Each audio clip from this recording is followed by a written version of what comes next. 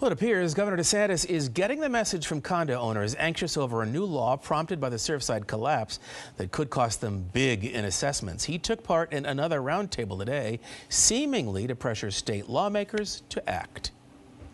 But you are facing now significant cost burdens being passed on to unit owners. In a roundtable discussion near Tampa, the governor Thursday addressed a fast-approaching deadline for condo owners, spurred on by the tragic Surfside building collapse. We're here today, more than 3 years after the Surfside tower collapsed, and we still don't have a final report. Following the collapse of the Champlain Tower in Surfside 3 years ago, the legislature passed a law that the governor signed requiring all condos 30 years and older undergo inspections by December 31st later this year.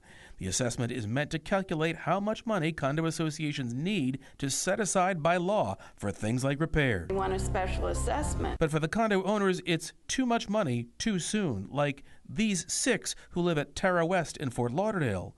Residents like Vicky LaRue say the board suddenly doubled the monthly maintenance fee. $459 to $920. While others have had to find ways to supplement the costs. I have stage 4 cancer, and so I'm back working again in order to pay all this. The cost is monumental. It's not insignificant. It's in many cases, it's in the tens of millions of dollars. David Haber is an attorney based in Miami, and he explains while well-intentioned, the laws mandating these special assessments are creating a financial burden that could be too high for some to bear. There's no way they can afford to pay that, and they're going to end up either getting foreclosed or there's going to have to be a state or federal program to assist these older buildings. So you're now in a situation as this deadline comes up, there's a lot of anxiety about the impending inspections and assessments. The governor says he wants the legislature to take up the matter before the end of the year. But I do think they need to do a special session, both to fix some of the glitches that have now come into the latest version of the laws.